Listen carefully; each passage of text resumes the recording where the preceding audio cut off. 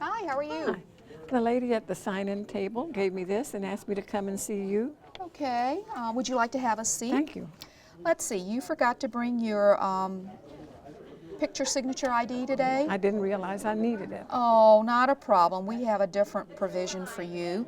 But I see that you're in our precinct register and they had put the sticker there. So what I'm going to do is get our provisional ballot bag and look in and get a ballot out for you. And I will be able to vote. Yes, you will be able to vote today, good. not a problem. The clerk completes Section 2 of the multipurpose affirmation and checks the box that says Voter votes a provisional ballot and records the reason for voting a provisional ballot below. The clerk can refer to the sticker in Section 1 of the multipurpose affirmation, which indicates the precinct number and the ballot style number. With this information, the clerk can issue the correct provisional ballot to the voter. Besides not having picture signature ID, there are other reasons for issuing a provisional ballot. In these cases, there isn't a sticker with the precinct number and ballot style number on it, and it is necessary for the clerk to call the elections office to obtain the correct precinct number and ballot style number. The voter is asked to complete the front of the certification affirmation envelope. The clerk must witness the voter signing their name on the line titled Signature of Voter. In the Witness of Election Officials section, the clerk must enter the election date, the precinct number, ballot style number, and sign on the line that says Signature of Election Official. On the back of the certification affirmation envelope, the clerk must check the reason for issuing a provisional ballot. The clerk removes the pads of provisional ballots from the provisional ballot bag and selects the correct ballot style number from the sticker in Section 1 of the multipurpose affirmation, or the ballot style number recorded in Section 2 of the multipurpose affirmation. The clerk instructs the voter on how to properly vote the provisional ballot. The clerk issues the voter a ballot, a secrecy envelope, and the completed certification affirmation envelope. The voter is instructed to insert the completed ballot into the secrecy envelope and then into the certification affirmation envelope and return to the clerk when they are finished. And then bring it back to me. Hi, Ms. Jones, did Here everything you go are. well? Everything went fine. Good. Here's my ballot. Okay, and The clerk asks the voter to seal the envelope, if you would seal it for me, please. Okay.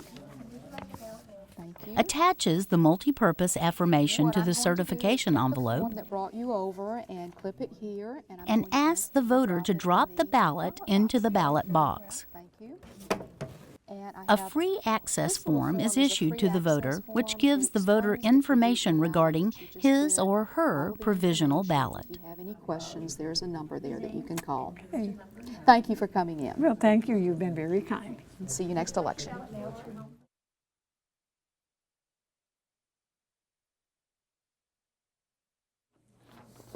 Hi, how are Hi. you? Well, I hope I'm okay. I was just over here at the table, and my address isn't correct. I've moved, and Okay. I need to find out where I go vote. Well, I think you probably know that in Florida, when you vote, you need to vote in the precinct in which you live. So right. you have moved since the last Since time the you last voted. time, yep, I have. Okay. That's not a problem, Mr. Teeman. What I do need to do is call the office. Okay. And I would need your correct address. So Okay. down at the bottom of this form, everything that's in black, if you would fill that out for me. Okay. For all address changes, the voter must complete the voter registration application in Section 3 of the multipurpose affirmation.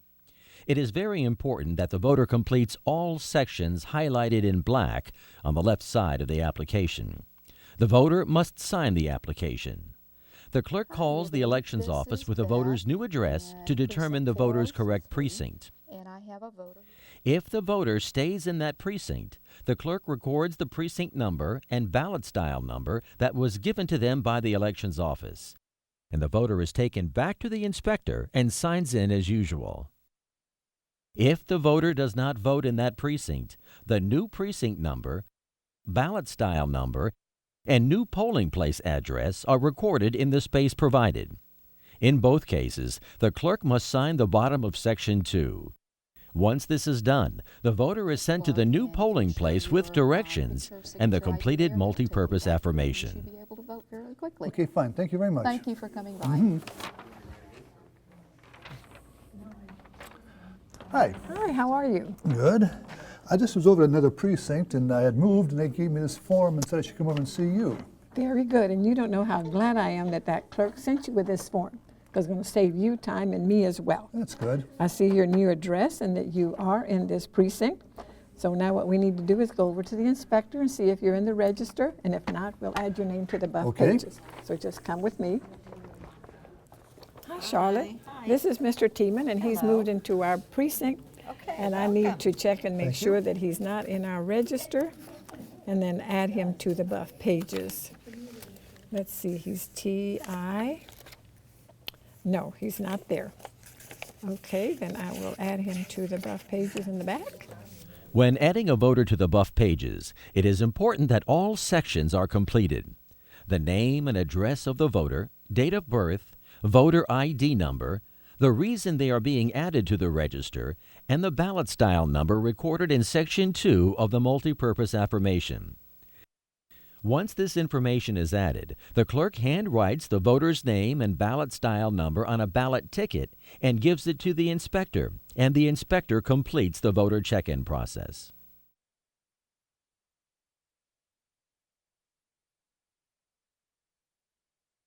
When a voter is sent to the Well, I clerk hope I'm because they okay. could not be found in I the was just over precinct here at the register, table, it is and, possible that the voter's name is located in the book addition pages. If a voter is sent to the clerk because they cannot be found in the precinct register, but they are listed on the book addition pages, the clerk still must call the office to obtain the correct Sue, ballot this is style Beth. number. I'm the clerk at In 403. Section 2 of the multipurpose affirmation, the clerk checks the box that says Voter votes in this precinct and records the precinct number and ballot style number. The clerk takes the voter to the inspector and, using the information on the book addition pages, adds the voter's information to the buff pages. The clerk must add the voter's name, address, date of birth, voter ID number, reason for add-on, and the ballot style number. The clerk then handwrites the voter name and ballot style number on a ballot ticket, and the inspector completes the process. The voter signs the precinct register. A voter never signs the book addition pages.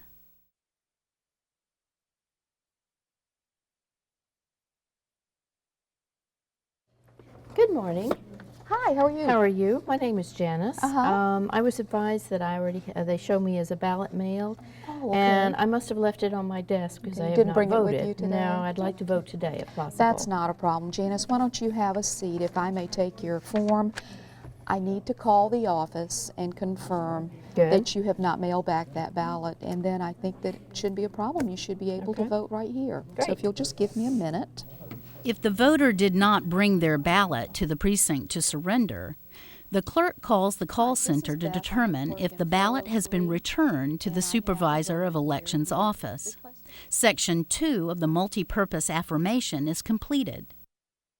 If the ballot has not been returned to the Supervisor of Elections office, the clerk completes the section that says Voter votes in this precinct, signs the bottom of Section 2, and brings the voter back to the inspector to vote a regular ballot.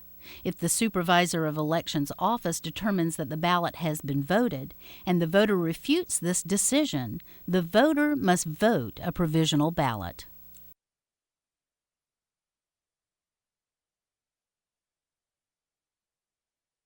When the inspector sends a voter to the clerk with a multi-purpose affirmation, the first thing the clerk should do is look at Section 1 to determine the reason they are being sent to them. When filling out Section 2 of the multi-purpose affirmation, it is important that the clerk provides all the information required, starting with the election date. The telephone number for the call center is provided at the top of Section 2. Determining the voter's eligibility and where the voter votes is covered next. After contacting the elections office, you will know if the voter is eligible to vote and what their party is. This is very important in a primary election, since Florida is a closed primary state. If the voter does vote in that precinct, the precinct number and ballot style number must be entered. If the voter does not vote in that precinct, the new precinct number, ballot style number, and new polling place address must be provided. After speaking to the elections office and it is determined that a voter is not eligible to vote, check the box and provide the reason why. If the voter votes a provisional ballot, check the box and enter the reason, the precinct number, and the ballot style number. Important. The voter must complete and sign Section 3 of the multipurpose affirmation for the following reasons: name change, address change, party change, new registration, card replacement, and signature update. Remember, the voter must complete all sections that are highlighted in black on the left side of the application and sign and date the bottom of the application.